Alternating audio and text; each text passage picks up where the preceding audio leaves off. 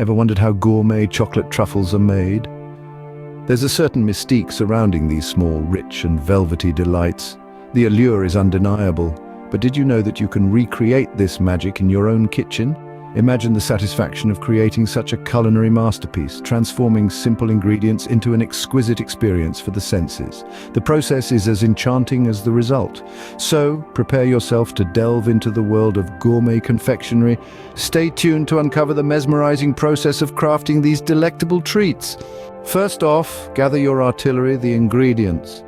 At the heart of our endeavor are the chocolate truffles. For this we need high-quality chocolate, preferably dark, lending a rich, deep flavor that makes these truffles truly gourmet. Now, to achieve that silky, melt-in-your-mouth texture, we bring in heavy cream and butter. These two create a luscious, creamy base that beautifully complements the robust character of the chocolate. But wait. There's more. To add an extra layer of complexity to our truffles, we can introduce optional flavorings. A dash of vanilla can add a hint of sweetness and aroma, subtly lifting the chocolate's flavor.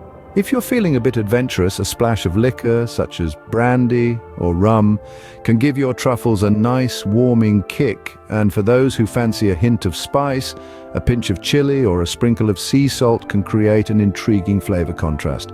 With these ingredients, you're all set to start the truffle-making journey. Now, the first step in our culinary adventure is melting the chocolate. In the world of confectionery, there's an art to melting chocolate that goes beyond simply applying heat. It's a delicate dance, a slow waltz, if you will, between chocolate and heat, and it's executed perfectly in a device known as a double boiler. A double boiler is essentially a pot filled with simmering water, over which you place a heat-proof bowl.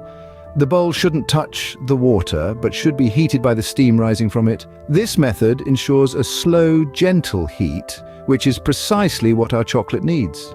You see, chocolate is a bit of a diva. It doesn't appreciate being rushed or overheated. Instead, it prefers to melt slowly, gradually, soaking in the warmth and transforming into a velvety pool of deliciousness at its own leisurely pace.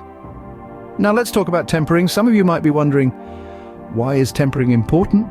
Well, tempering is a process that involves carefully raising and lowering the temperature of the chocolate. This process is vital because it aligns the cocoa butter crystals within the chocolate, giving it a smooth, glossy finish. When tempered correctly, the chocolate hardens with a satisfying snap and doesn't melt as quickly on the fingers. So it's not just about aesthetics, but also about texture and stability. To temper chocolate, you first melt it until it reaches a temperature of around 45 degrees Celsius. Then you remove it from the heat source and allow it to cool to around 27 degrees Celsius. After this, you gently reheat the chocolate to its final temperature of around 32 degrees Celsius. This might sound complex, but it's all about precision and, of course, patience. And that's the beauty of it all. Melting and tempering chocolate is not just a step in the process, but a moment to slow down, to appreciate the transformation, to anticipate the delectable result of your efforts. Patience is key in this step. Rush not, and you will be rewarded with perfectly melted chocolate. Next, we dive into the heart of truffle making, creating the ganache. Now, imagine the silky, smooth texture of truffle ganache as it caresses your taste buds. It's a sensation that's virtually indescribable, isn't it? This is where our melted chocolate takes on a new form, merging with warm, heavy cream and butter to become the delectable ganache. Let's start by pouring our melted chocolate into a bowl.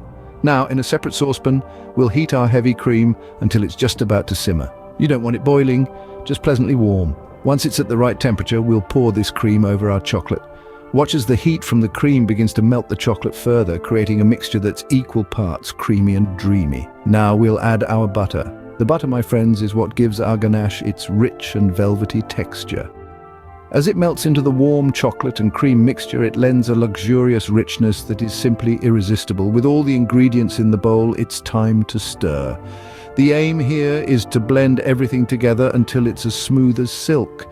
You'll notice the mixture thickening as you stir. That's the magic of ganache. A transformative process that turns simple ingredients into something truly extraordinary. Once it's all smoothly mixed, We'll cover the bowl with cling film, making sure it touches the surface of the ganache to prevent any skin forming. Then it's off to the fridge. The cooling process is crucial. It allows the ganache to set, to firm up, and to become the perfect consistency for shaping our truffles.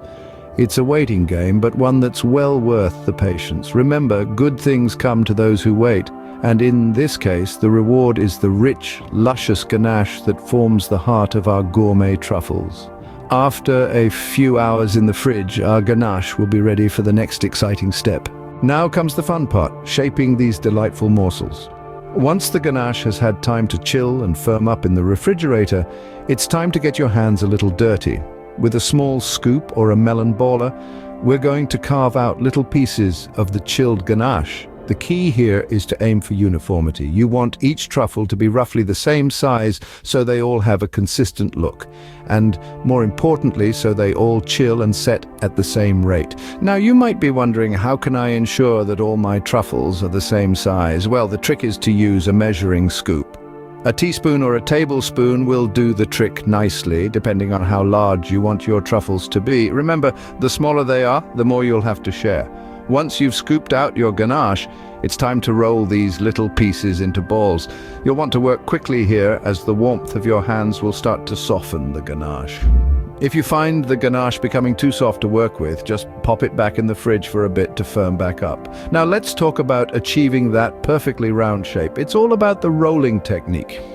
You want to apply gentle pressure and use the palm of your hand to roll the ganache back and forth until it forms a ball.